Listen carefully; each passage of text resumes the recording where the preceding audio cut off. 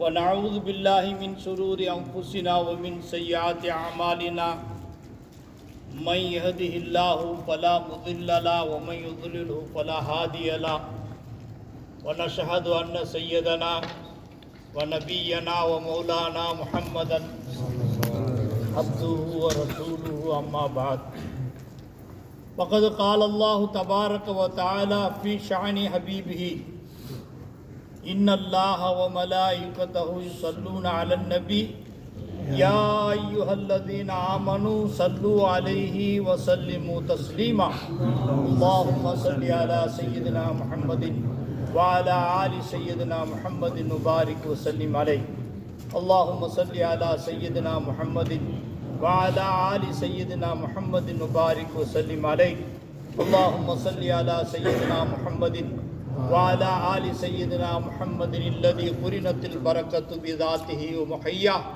وتعطرت العوالم بطيب ذكره وريا. எல்லா புகழும் நம்மை முஸ்லிம்களாகவும் முஃமின்களாகவும் ஆக்கி அருள் புரிந்து இந்த புனிதமிக்க மஜ்லிஸில் கலந்து கொள்ள வேண்டும் என்ற நாட்டங்களையும் எண்ணங்களையும் தந்து நம்மோடு இருந்து நம்மை அழைத்து வந்து நம்மோடு அமர்ந்து நடைபெறக்கூடிய உபதேசங்களை கேட்பதற்கும் பேசுவதற்கும் வாய்ப்பளித்து கொண்டிருக்கிறானே அந்த அல்லாஹ் ஒருவனுக்கு எல்லா புகழும். அல்ஹம்துலில்லாஹ் அல்ஹம்துலில்லாஹ். இன்னும் நம்மை யாரின் காரணத்தினால் இந்த சர்வலோகமும் படைக்கப்பட்டதோ அந்த உத்தம நபியுடைய உம்மத்துகளிலே நம்மை ஆக்கி அருள் புரிந்தானே அந்த அல்லாஹ் ஒருவனுக்கு எல்லா புகழும். அல்ஹம்துலில்லாஹ். மரியாதையும் சங்கையும் பொருந்திய முஸ்லிமான ஈமான் கொண்ட இஸ்லாமிய சகோதரர்களே, வாலிப நண்பர்களே, அல்லாஹு தபாரக் வ தஆலாவுடைய மாபெரும் கருணை நம்மை அல்லாஹு தஆலா என்னுடைய ஷேக் நாயகம் அவர்கள் அடிக்கடி சொல்வதுண்டு, खुदा की रहमत बहाना ढूंढती है. அல்லாஹ்வுடைய ரஹமத்து சாக்கு போக்கு தேடிக்கிட்டே இருக்கும் அடியாருடைய விஷயத்தில். அந்த மாதிரி ஏதோ ஒரு காரணத்தை வச்சு இந்த மஜ்லிஸில் கலந்து கொள்ளக்கூடிய வாய்ப்பை நமக்கு அல்லாஹ் அருள் புரிந்திருக்கிறான். இதற்கு நாம் வாழ்நாள் பூராவும் அல்லாஹ்வுக்கு நன்றி செலுத்தக்கூடியவர்களாக அல்லாஹ் நம்மை ஆக்கி அருள்வானார். அருமையானவர்களே, குறுகிய நேரம் ஒரு சில விஷயங்களை சொல்லி நான் இன்ஷா அல்லாஹ் முடிச்சுக்கிறேன்.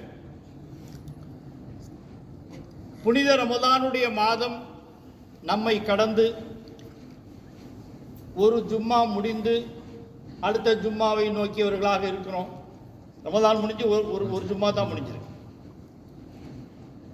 இந்த ரமதானுடைய மாதம் நபி ஸல்லல்லாஹு அலைஹி வஸல்லம் இந்த மாதத்தை பற்றி சொல்லும்போது சொன்னாங்க, ரமதானுடைய மாதத்துடைய சிறப்பை பற்றி சொல்லும் பொழுது சொல்லுகிறார் பெருமானார் ஸல்லல்லாஹு அலைஹி வஸல்லம் அவர்கள், இரண்டு மனிதர்கள் கலிமா சொல்லி இஸ்லாத்தில் சேர்ந்தாங்க. அதில் ஒரு மனிதர் கலிமா சொல்லி இஸ்லாத்தில் சேர்ந்த ஒருத்தவர் ஜிஹாதுக்கு போனார். ஜிஹாதில் போய் ஷஹீத் ஆகிட்டார்.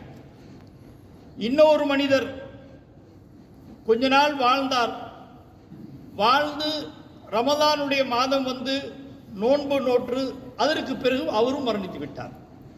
சஹாபாக்கள் கேட்டார்கள், அல்லாஹ்வுடைய ரசூலே, இவர்களில் உயர்ந்த மனிதர் யார்? கலிமா சொல்லி உடனே மௌத்தா போயிட்டார் ஒருத்தர். கொஞ்ச நாள் தொழுதாரு, எல்லாம் செஞ்சார். இருந்தாலும் ஜிஹாது செஞ்சு ஷஹீதா போய் மௌத்தா போயிட்டார். ஒரு மனிதர் சில காலம் வாழ்ந்து மரணித்து விட்டார். இந்த ரெண்டு பேரில் சிறந்தவர் யார் என்று கேட்கும் பொழுது நபி ஸல்லல்லாஹு அலைஹி வஸல்லம் அவர்கள் சொன்னார்கள், அந்த இரண்டாவதாக ஒரு மனிதர் ரமதானுடைய மாதத்தை அடைந்து அந்த ரமதானுடைய மாதத்தை கண்ணியப்படுத்திய நிலையில மரணித்தாரே, அவர் சிறந்தவர்ட்டாங்க பெருமானார். நான் தங்களுக்கு ஏன் இதை நினைவுபடுத்துறேன், நீண்ட செய்திகளை சொல்றதுக்கு உண்டான நேரம் இல்லாதனால. ரமதான் இப்போ நம்மளை விட்டு கடந்துருச்சு, விளைஞ்சிங்களா? ரமதான் நம்மளை விட்டு கடந்துருச்சின்னு சொல்றதை கூட பெருமானார் தடுக்கிறாங்க. ரமதான் வந்துருச்சின்னு சொல்றதை கூட பெருமானார் தடுக்கிறாங்க. ரமதான் வந்துச்சின்னு சொல்லாதீங்க. இப்போ ரமதான் வந்துச்சின்னு சொன்னால் அடுத்து என்ன சொல்லுவோம்? ரமதான் போயிடுச்சுன்னு சொல்லுவோம். இது ரெண்டுமே இந்த ரமதானுக்கு பொருந்தாதுட்டாங்க. ஏன்னா ரமதான் என்பது அல்லாஹ்வுடைய திருநாமங்களிலிருந்து ஒரு பெயர். அது ரமலான்ங்கிறது இருக்கு பாருங்களா, அது அல்லாஹ்வுடைய திருநாமம். அப்படி இருக்க நீங்க வந்துச்சு போச்சு என்று சொல்வதற்கு பொருத்தம் இல்லை. ஷஹரு ரமலான், ரமலானுடைய மாதம் வந்ததுன்னு சொல்லுங்க, ரமலானுடைய மாசம் போச்சுன்னு சொல்லுங்க, ரமலான் போச்சுன்னு சொல்லாதீங்கிறாங்க நபி ஸல்லல்லாஹு அலைஹி வஸல்லம். விளங்குச்சுங்களா? நான் தங்களுக்கு ஏன் நினைவுபடுத்துறேன், ஒரு ஜிஹாது செய்து ஒரு மனிதர் இஸ்லாத்தில் வந்திருக்கிறார், அவர் ஜிஹாது செய்கிறார், ஜிஹாது செய்து அவர் மரணித்திருக்கிறார், ஜிஹாதில் ஷஹீதா போயிட்டார். திருமறை வசனத்தில் அல்லாஹ் தஆலா சொல்லும்போது மௌத்தாக்களை நீங்கள் ஷஹீதுகளை நீங்கள் மௌத்தாக்கள் என்று சொல்லாதீர்கள்.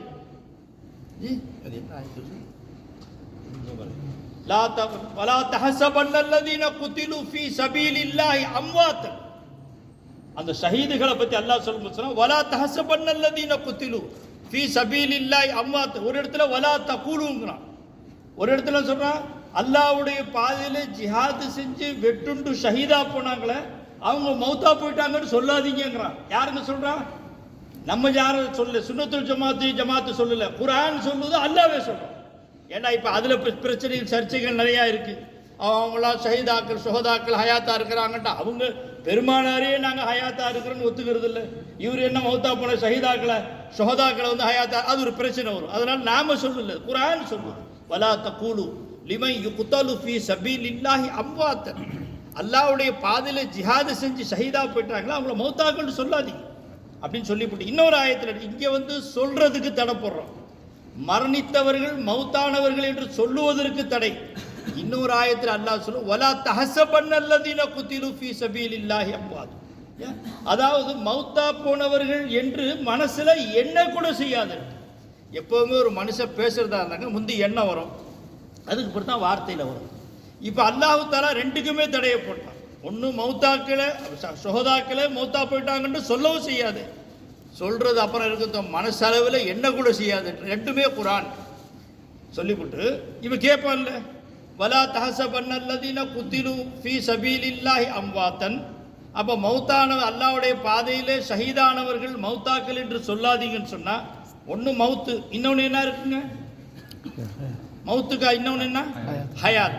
அப்போ மௌத்தா போலன்னா அவங்க ஹயாத்தா இருக்கிறாங்கன்னு நம்ம அர்த்தம் ஆயிடுதுங்களா? பல் அஹ்யாவுன், அது அல்லாவே சொல்கிறான். நீ விலைக்கு நீ அப்படி நினச்சிக்கன்னு கூட வைக்கல அல்லாஹ் தஆலா. ஏன்னா பின்னால் ஒரு ஜமாத் எப்படி வரும்போது அல்லாஹ்வுக்கு முந்தியே தெரியும், அவனுக்கு தெரிஞ்ச ஜமாத் தானே. அதனால் அல்லாஹ் தஆலா வலா தகூலு லிமன் வலா தஹஸபன்னல்லதீன குதிலு ஃபீ ஸபீலில்லாஹி அம்வாத்தன் பல் அஹ்யாவுன். அவங்க மௌத்தா போல அவங்க ஹயாத்தா இருக்கிறாங்க.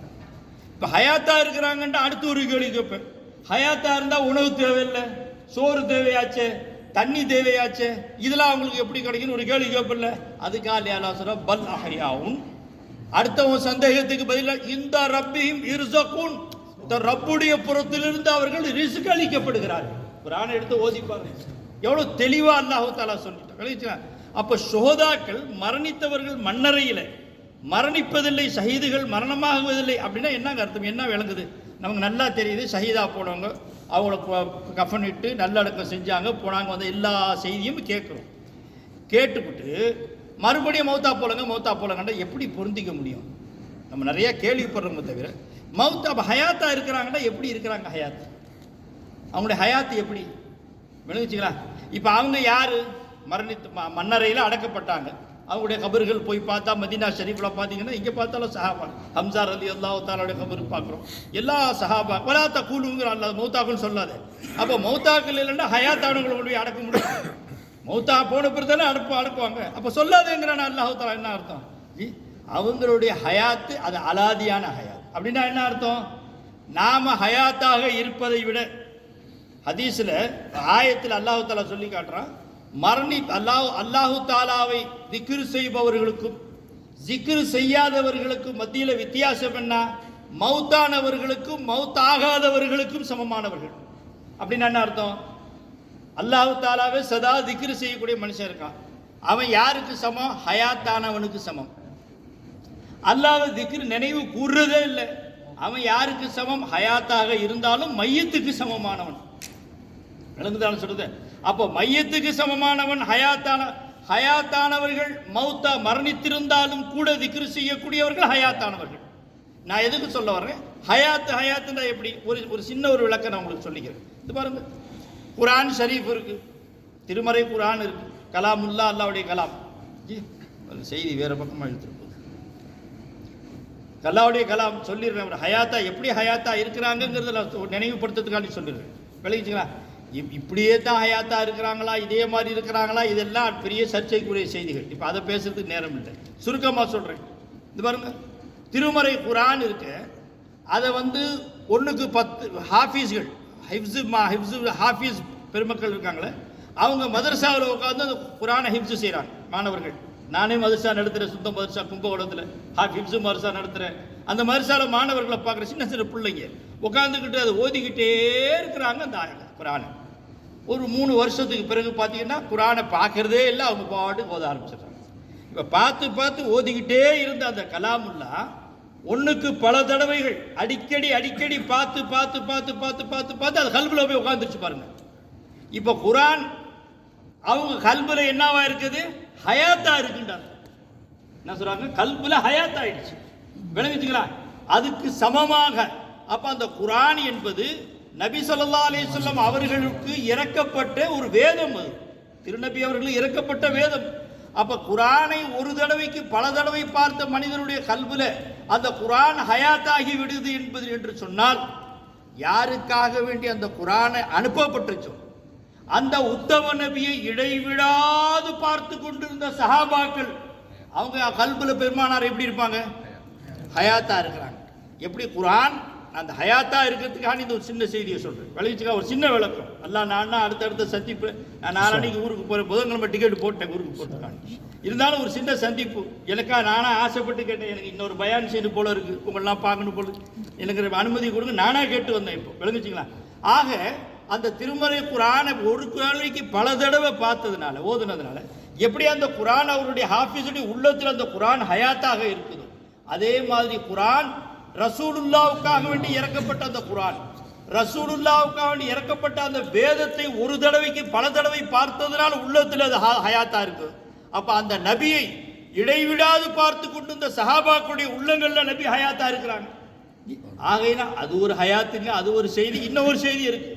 ஹயாத்து அல்லாஹ் கிட்ட கேட்டுச்சு. பெருமானாருடைய ரூஹ் வாங்கப்படும்போது அது அல்லாஹ் கிட்ட கேட்டுச்சு. யா அல்லாஹ், அந்த ரூஹை பார்த்து அல்லாஹ் கேட்டான். அந்த ரூஹை பார்த்து அல்லாஹ் கேட்டான். ஒரு சரித்திரம் எழுதிருக்கிறாங்க. ரூஹை பார்த்து அல்லாஹ் கேட்டான், உன்னுடைய இப்போ உங்களை நான் பெருமானாரை விட்டு உங்களை பிரிக்க போறேன்னு சொன்னேன். அந்த ரூஹு சொல்லிச்சு, யாரெல்லாம் என்னை மறுபடியும் திருப்பி நீ அங்கேயே அனுப்பிடு, என்னை இப்போ பிரிச்சுக்க, உன் நபி உன்ட்ட வந்த பிறகு மறுபடியும் என்ன நபிகிட்ட வாபஸ் பண்ணிட்டு கேட்டுச்சு.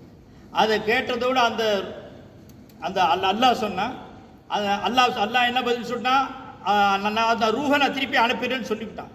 சொல்லிவிட்டு அந்த ரூஹு கேட்டுச்சு, எப்படி நீ கேட்ட இதை திருப்பி என்ன நீ நபிகிட்டே கொடுத்துருன்னு சொன்னி, நபிகிட்டே நான் அனுப்பிட்டு சொன்னி. ஏன்னா வல சௌஃபா யுதீக கைருல் லக மினல் ஊலா, முந்தைய வாழ்க்கையை விட பிந்தின வாழ்க்கை உனக்கு சிறப்பானதாக இருக்கும்னு நீ சொல்லியிருக்கல. விளங்குதுங்களா? அப்போ எனக்கு இந்த சரீரத்தை விட வேறு எங்கே இருந்தாலும் சிறப்பு இல்லை. அதனால மறுபடியும் நீ இந்த சரீரத்திலே என்ன திருப்பி விட்டுரு. அதனால பெருமானார் எப்படி இருக்கிறாங்க? அல்லாவுக்கும் ரசூலுக்கும் வெளிச்சம். இப்போ நான் அதன் பக்கம் போகல. விளைவிச்சுங்களா? பெருமானார் அது எப்படிங்க? அது சின்னதாக தானே வச்சு கபர், அது உள்ள எப்படி இருக்கு? அடே இத்தே பெரிய கர்ப்பப்பைக்குள்ளே இத்தே பெரிய உருவத்தை வச்சிருந்தாங்களா? இருந்தா இல்லையா? யோசிச்சு பாருங்க. கர்ப்பப்பை எவ்வளோ பெருசில் இருக்கு? சில பேருக்கு கர்ப்பப்பை எடுத்துட்டு காட்டுறான் எவ்வளோ பெருசில் ஒரு சிறுதானி குடல் மாதிரி கிடக்கு இத்தே பெருசில். அதில் இவ்வளோ பெரிய உருவத்தை கொண்டு வந்து அல்லாவுக்கு அந்த கபரில் வச்சு வாழ வைக்க முடியாதா? நீ ஏன் ஒன்றை கற்பனை செய்கிற? நம்மளால முடியாது, அல்லாவால முடியுமா இல்லையா? ஆக தோழர்களே, நடந்து நான் எதுக்கு இந்த செய்தியை சொல்ல வந்தேன்? அப்போ சஹாபாக்கள் ஹயாத்தா இருக்கிறாங்கன்னா இப்போ ரமதான் பிறை 17 பத்ரு சஹாபாக்களை பற்றி உட்காந்து நாம திக்ர் செஞ்சு உட்காந்துருக்கோம். நம்மள பத்ரு சஹாபாக்களை பார்த்தோம் யாரு? யாருமே பார்க்கல. பார்க்காமலே பத்ரு சஹாபாக்களுடைய நினைவு நம்ம உள்ளத்துல இருக்குன்னு சொன்னா, அப்போ பத்ரு சஹாபாக்கள் நம்மளுடைய உள்ளங்களிலே ஹயாத்தாக இருக்கிறாங்க. விளங்குச்சுங்களா? ஹயாத்தா இருக்கிறாங்க. அந்த சஹாபாக்களுடைய ரூஹ் பட்சிகள் அல்லாஹ் தாலா சொர்க்கத்தில் பட்சிகளில் வச்சு அது சொர்க்கம் பூரா உலாத்த விட்டான். சஹாபாக்கள் சஹாபாக்களை பார்த்து அல்லாஹ் கிட்ட பத்ரு சஹாபாக்களை பார்த்து ஏதாச்சும் நீங்கள் கேளுங்களேன், உங்களுக்கு நான் என்ன மாதிரி செய்யணும்னு வருது. இவ்வளவு தியாகம் செஞ்சு வந்தவங்களுக்கு ஏதாச்சும் ஒன்று செய்யணும்னு அல்லாஹ் தாலா. அப்போ பத்ரு சஹாபாக்கள் சொன்னாங்க, யாரெல்லாம் அந்த சொர்க்கம் காமிலான இடம் இங்கே இல்லைன்னு சொல்றதுக்கு ஏதாச்சும் தான் உன்ட்ட கொடுன்னு கேட்கலாம். அப்படி சொல்றதுக்கு ஒன்றுமே இல்லையே, என்ன கொடுக்கும் சார்? ஒன்றும் வேணாம், நாங்கள் எல்லாம் நிரப்பமாக இருக்கு. அல்லாஹ் சொன்னா, இல்லை என்னமாச்சும் கேளுங்க, உங்களுக்கு ஏதாச்சும் ஒன்று செய்யணும்னு எனக்கு ஆசையாக இருக்குட்டாங்க. விளங்குங்களா?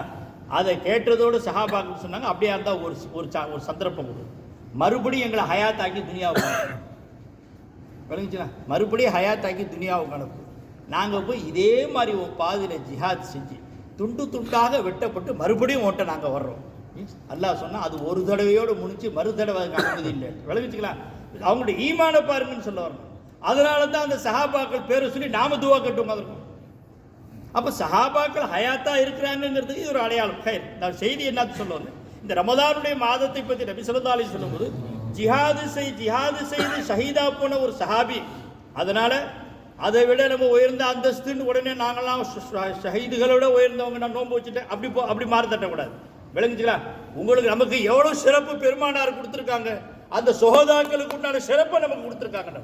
எப்படி ஒரு மனிதர் ரமதானுடைய மாதத்தை அடைந்து அந்த ரமதானுடைய மாதத்தை கண்ணியப்படுத்துவானோ அவன் யாருக்கு சமம்? ஷஹீதுகளுக்கு சமம்னு அர்த்தம். விளங்குச்சுங்களா, அதனால தான் நம்ம அப்படி சொல்லணுமே தவிர அப்போ ஜிஹாது செஞ்ச சஹாபாக்களை விட நோன்பு வச்ச நான் தான். நம்ம நோன்பு எப்படி கூட்டி சேர்ந்துருக்குன்னு யாருக்கு தெரியும்? அல்லாஹ்வுக்கு தான் வெளிச்சம். விளங்குச்சுங்களா, இல்லை அல்லாஹ் கபூல் செஞ்சிருவான். அவன் உத்தரவு கட்டுப்பட்டு நம்ம வாழத்தான் செஞ்ச ரமதான்ல கபூல் செஞ்சிருவான் இன்ஷா அல்லாஹ். இருந்தாலும் தோழர்களே, நபி ஸல்லல்லாஹு அலைஹி வஸல்லம் தொழுது முடிச்சுட்டு சலாம் கொடுத்துட்டேன், அஸ்தக்ஃபிருல்லாஹ் பெருமானா ஸலாத் இஸ்திக்ஃபார் செய்வான். சஹாபாக்கள் கேட்டாங்க, யார் ரசூலுல்லாஹ் தொழுகை அஸ்தக்ஃபிருல்லாஹ் ஒரு பாவம் செஞ்சா சொல்லணும், நீங்கள் தொழுது இபாதத்து இல்லையா? தொழுது முடிச்சுவிட்டு நீங்கள் அஸ்தக்ஃபிருல்லாஹ் சொல்றீங்களே, அதோடைய நோக்கம் என்னன்னு சஹாபாக்கள். தொழுகையை வாங்கி கொடுத்தவங்க யாரு? ரசூலுல்லாஹ். இந்த மாதிரி தொழுகணும்னு இந்த தொழுகையுடைய ஸ்டைலை அமைச்சு கொடுத்தவங்க யாரு? அல்லாஹ் வந்து உங்க உம்மத்தை தொழுக சொல்லுங்கன்னு மட்டும்தான் சொன்னான். எப்படி தொழுகணும்னு யார் காட்டி கொடுத்தா? அந்த தொழுகையை காட்டி கொடுத்தது ரசூலுல்லாஹ், தொழுகையை வாங்கி கொடுத்தது ரசூலுல்லாஹ். அந்த ரசூலுல்லாஹ்ன்ற சஹாபாக்கள் கேட்குறாங்க, நீங்கள் தொழுது முடிச்சு இப்படி இஸ்திக்ஃபார் சரிங்களா, அதுக்கு என்ன காரணங்கள்? அதுக்கு பெருமானார் சொன்னாங்க, நான் அல்லாஹ்வை தொழுதது இபாதத்து, ஆனால் அந்த இபாதத்தை அவன் விருப்பப்படி செய்தேனா என்று பயம் உள்ளத்தில் இருந்து தௌபா செஞ்சேன். நாம நம்ம தொழுகையில் என்ன பெருமை அடிக்க முடியும்? ஆனால் தொழுகையை வாங்கி கொடுத்தவங்க, தொழுகையை காட்டி கொடுத்தவங்க அவங்க பயப்படுறாங்க தொழுது விட்டு. நாம இப்போ அதன் பக்கம் கவனம் இல்லை. தொழுது விட்டா என்னமோ அடுத்தவங்களெல்லாம் பைத்தியக்காரனை விளங்குது. யாராச்சும் தொழுவாத வாசலில் ஒருத்தர் இவன்லாம் தானாக வர மாட்டான், இவன்லாம் 4 பேர் கட்டி தூக்கிட்டு வரணும் வரணும் வீணா அவர் எங்கேயாச்சும் தொழுதுட்டு வந்துருப்பா, இல்லாட்டி வீட்டில் போய் தொழுதுக்க போகிறோம். விளங்குச்சுங்களா, வீட்டில் தொழுது கூடாதுன்னு இருக்கா? ஜமாத்தில் செஞ்சால் நன்மைகள் கூட, வீட்டில் தொழுதுக்கலாம், அவசியங்கள் இருக்கலாம், பல காரணங்கள் இருந்திருக்கலாம். அவனை பற்றி பேசி அவன் வீட்டில் போய் தொழுது அவன் பரிசுத்தமாக போடுவான், அவனை பற்றி கீபத்து பேசி நாம குற்றவாளியாக போடுவோம். அல்லாஹ் நம்மளை பாதுகாப்பு. ஆக தோழர்கள், இந்த ரமதான் பாருங்க, நம்ம 5 நிமிஷம் இருக்கு கரெக்டாக. அவங்க ஹைதர் கனிமி கொடுத்த டயத்துக்கு நான் 5 நிமிஷம் இருக்குது, அதை முடிச்சுக்கிறேன் பாரு கரெக்ட். ஏன்னா நானும் இப்போ ராசல் கைமா போட்டு வேகமாக உங்களுக்காக அப்படியே அந்த ராசலுக்கு அவசர வேலையாக இருந்தால் போயிட்டு திருப்பி வந்து வீட்டில் அஜ்மானில் வந்து நிமிஷத்தில் கிளம்பி வந்தேன். இங்கேருந்து ஏறி மேலே வந்ததுல எனக்கு கொஞ்சம் நேரம் பேச்சே வரல. காதை கனிமி இன்னும் கொஞ்ச நேரம் இழுக்க மாட்டாரான்னு பார்த்தேன், அதுக்குள்ளே முடிச்சுட்டு உட்காந்துட்டார். இது பாருங்க, இந்த ரமதான் அல்லாஹ் நம்ம கொடுத்தான். இப்போ ரமதான் போயிடுச்சா? அப்போ இருக்குங்களா இந்த ஹதீஸின் பிரகாரம்? ரமதான் இருக்கு. ரமதானுடைய மாதம் தான் போய் 12 மாதங்களில் ஒரு மாதம் ரமதான், ஷவ்வால், துல்காயதா, துல்ஹஜ், முஹர்ரம், சஃபர் சொல்கிற பதில் அந்த மாதிரி ரமதானுடைய மாதம் நம்மை விட்டு கடந்துச்சே தவிர ரமதான் என்று சொல்லக்கூடிய அந்த நோன்பு இன்னும் இருந்துக்கிட்டு தான். வணங்கிங்களா, இதுக்கு இந்த 11 மாதம் நாம் எப்படி வாழணுங்கிறதுக்காண்டி தாங்க ரமதானே அல்லாஹ் கொடுத்தான். இந்த ரமதானை கடமையாக்குற நோக்கத்தை சொல்லும்போது அல்லாஹ் தஆலா என்ன சொல்றான்? லஅல்லக்கும் தத்தகூன். இந்த 1 மாசத்துல நீ செய்யக்கூடிய தக்குவா ஒண்ணு. ஏண்டா ஹலாலான உணவையே உனக்கு நான் தடுத்துட்டேன், ஹலாலான உணவை தடுத்தேன், ஹலாலான பானங்களை தடுத்து. தக்குவா எதில் வைக்கிறான்? அல்ல டெஸ்ட் எதில் வைக்கிறான் பாருங்க. ஹலாலான உணவை சாப்பிடக்கூடாது நோன்புடி காலத்தில், ஹலாலான பானமாக குடிக்கக்கூடாது நோன்புடி காலத்தில், மனைவி உனக்கு ஹலால் தானே இப்போ நான் சொல்கிறேன் நீ நோன்புடி காலத்தில் தொடக்கூடாது. விளங்குச்சுங்களா, அந்த மாதிரி டெஸ்ட் அல்லாஹ் ஹலாலில் வச்சு. ஏன் வச்சான்? ஏனைய 11 மாதங்கள் அடுத்து ரமதான் வரை ஹராமான காரியங்களில் நீ ஈடுபடக்கூடாது என்ற ட்ரைனிங் அல்லாஹ் கொடுத்தான். இப்போ 1 வருஷம் 1 மாதம் காலேஜில் கோடை கால ட்ரைனிங்னு கொடுப்பாங்க. கோடை கிளாஸ் நடக்குது பார்த்தீங்களா? 1 மாதம் வாத்தியார் படித்து கொடுத்தார், 1 மாதமாக உட்காந்து ராவா பகலாக படித்து கொடுத்து மண்டையை ஒடிச்சு படித்து கொடுத்தார். விளங்குச்சுங்களா, ரமதான் வந்து கிளாஸ் முடிஞ்ச பிறகு கிளாஸுக்கு அட்டன் பண்ணுறதுக்கு முந்தி எப்படி இருந்தானோ அதே மாதிரி தான் வாத்தியாருக்கு சந்தோஷமாக இருக்குமா, வயிறு எரியுமா, வேதனைப்படுவார். அநியாயக்காரன் 1 மாதம் உனக்காக நீ பாடுபட்டது. அப்போ இந்த 1 மாத காலம் பாடுபட்டது பூரா வீணாக போச்சு. நீ ரமதானுக்கு முந்தி நீ எப்படி கிளாஸில் அட்டன் பண்ணுறதுக்கு முந்தி இருந்து அதே மாதிரி தான் இப்படி இருந்திருப்பா, வருத்தப்படுவானா இல்லையா? அதே மாதிரி தான் அல்லாவும் ரசூலும் வருத்தப்படுவாங்க. ஏன்? ரமதானை உங்களுக்கு கொடுத்த நோக்கமே ஏனைய 11 மாதங்கள் நீங்கள் நேராக நடக்கணும், அல்லாவுக்கு பயந்து நடக்கணும். இப்போ ரமலானில் நோன்பு எப்படிங்க? உணவு அருந்தக்கூடாது, ஹலாலான உணவாக இருந்தால் நோன்புடைய காலத்தில் தண்ணீர் பானங்களை குடிக்கக்கூடாது, ஹலாலான மனைவியை இல்லறவு ஒரு தொடர்பு கொள்ளக்கூடாதுன்னு ஒரு சட்டம் விளைவிச்சுங்களா. தொடரான் ஒரு மனுஷன், அதனால தப்பு கிடையாது. தொடுறது எந்த அளவுக்கு தொடலாம், அதை தொடுறதுனால ஒரு நோன்பு முறிய ஆபத்து அந்த நிலைக்கு போயிடாது, அந்த அளவுக்கு லிமிட்டாக வச்சுங்க. அதனால மனைவியை தொடக்கூடாது, மனைவியோடு படுக்கக்கூடாதுன்னா சட்டம் கிடையாது மார்க்கத்தில் விளைவிச்சுக்கலாம். நோன்புக்கு ஆபத்து வராத பார்த்துக்கணும். ஆக தோழர்களை, ரமதானை கொடுத்து இந்த ஹலாலான விஷயங்களில் நமக்கு ட்ரைனிங் கொடுத்தது காரணம் என்ன? ஏனைய 11 மாதங்கள் நீ ஹராமில் வாய் போடக்கூடாது, ஹராமில் மாட்டி சிக்கிடக்கூடாதுன்னு தான் எல்லாம் ட்ரைனிங் கொடுத்தான். இப்போ இந்த 11 மாதம் அது ட்ரைனிங் கொடுத்து எவ்வளோ ஏற்பாடு செஞ்சான். சைத்தானையும் பிடிச்சி கட்டி போடுறான், நரகத்துடைய வாசல் எல்லாம் மூடி போடுறான், அது மட்டும் சொர்க்கத்துடைய வாசல்கள் எல்லாம் திறந்து வச்சிடறான், சொர்க்கத்தை ஒவ்வொரு இரவும் அலங்கரிக்கிறான், மலக்குகளை பூமிக்கு அனுப்பி விடுறான். எல்லாத்துக்கும் மேலே நீ ஒன்று செஞ்சா ஒன்றுக்கு 70 நன்மையை கொடுக்குறான். ஒரு பாவம் செஞ்சா ஒரே பாவம் தான், ஒரு நன்மை செஞ்சா 70 நன்மை தர்றான். இவ்வளவெல்லாம் கொடுத்து இவ்வளவு இன்னும் நிறைய இருக்குங்க. இன்னும் எவ்வளவு ரமதான்ல எவ்வளவு சகாயம் அல்லாஹ் செய்றான். இவ்வளவு சகாயங்களையும் செய்து உனக்கு ட்ரைனிங் கொடுத்து மறுபடி நீ பழைய மாதிரியே நீ நடந்துகிட்டு இருந்தால் யாருக்கு வருத்தம் வரும்? அல்லாஹ்வுக்கும் ரசூலுக்கும் வருத்தம் வரும். அல்லாஹ்வையும் ரசூலையும் வருத்தப்படுத்தி இந்த பூமியில வாழ முடியுமா நிம்மதியா? முடியாது. அது திருமறையில ஒரு வசனத்தை அல்லாஹ் தஆலா சொல்லி காட்டுறான். என்னுடைய பூமிக்கு மேலே, என்னுடைய வானத்துக்கு கீழே, இதற்கு இடையில வாழக்கூடிய நீங்கள் எனக்கு துரோகம் செய்துவிட்டு, எனக்கு மாறு செய்துவிட்டு, என்னை வருத்தப்படுத்தி விட்டு நிம்மதியாக வாழலாம் என்று நினைக்காதுட்டான். உன்னை நிம்மதியா வாழ விட மாட்டான். நீ நிம்மதியா வாழணும், என்னை சந்தோஷப்படுத்தணும். வானத்துக்கு ரப்பு நான், பூமிக்கு ரப்பு நான், அதில் இருக்கக்கூடிய காயனாத்துக்கு ரப்பு நானா இருக்கிறேன், உனக்கும் நான் ரப்பா இருக்கிறேன், என்னை சந்தோஷப்படுத்தி உன்னை நிம்மதியா வாழ வைக்கிறேன். ஆக இந்த ரமதானை கொடுத்தான், நாம சந்தோஷப்பட்ட உண்மையிலே கொஞ்சம் கஷ்டப்படத்தான் செஞ்சோம். என்ன தான் வயிறு நிறையா சஹரில் திண்டா கூட விளங்கிச்சலாம், பசி வருது, சிரமங்கள் வரத்தான் செய்து, தாகம் எல்லாம் இருக்கத்தான் செய்யுது. எல்லா நிலையிலும் சபுரு செஞ்சு இந்த ரமதான ஒரு மாசத்தை காப்பாத்திருப்போம் இல்லைங்களா. இப்ப நமக்கு நன்மை என்ன? ஒரு மாசம் நாம பட்டதுக்கு நன்மை என்னங்க? இது ஏனைய 11 அடுத்த ரமதான் வரை இதே மாதிரி நம்ம வாழ்ந்துட்டு போயிட்டோம்னு சொன்னா நமக்கு ரஹமத்து, நமக்கு ட்ரைனிங் கொடுத்த அல்லாஹ்வுடைய ரஹமத்து நம்ம மேல சதா பொழிஞ்சுக்கிட்டு. ஆகையினால் தோழர்களே, ரமதான் வந்துச்சு அது போயிடுச்சு அப்படின்னு நினைக்காம ரமதான் இன்னும் இருக்கு. என்ன ரமதான்? எந்த ரமதான் இருக்கு? மூளைக்கு உண்டான ரமதான். திமாக், அறிவாலை சிந்திக்கணும். எதையெல்லாம் அல்லாஹ் தடுத்திருக்கிறான் அதை சிந்திச்சு அவைகளை தடுத்துக்கணும். எவையெல்லாம் அல்லாஹு தஆலா ஏவனா அதை எடுத்துக்கணும். இது போன்ற தக்வாவுடைய ரமதான் இன்னும் நம்ம வாழ்நாள் பூரா இருக்கு. ஆகையினால் அருமையான தோழர்களே, உங்களை அல்லாஹு தஆலா இந்த ரமதானுடைய மாதத்தில் எப்படி நம்மளை தக்வாவோடு வாழ வச்சானோ அதே மாதிரி கருணை கடனா நாமளாக வாழல, நம்மளை அல்லாஹ் தான் வாழ வச்சான். ரமதான்ல நோன்பு வச்சது யார் வைக்க வச்சாங்க? அல்லாஹ் தான் நோன்பு வச்சான். ரமதான்ல எவ்வளோ கஷ்டங்கள் சிரமங்களின் மத்தியில் இந்த ரமதானை கண்ணியப்படுத்துறப்ப யார் படுத்த வச்சா? அல்லாஹ் தான் படுத்த வச்சான். அதே அல்லாஹ் தான் நம்ம ட்ரைனிங் எடுத்ததுனால இந்த 11 மாதம் நான் பார்த்துக்கிறேன்னு அர்த்தம் கிடையாது.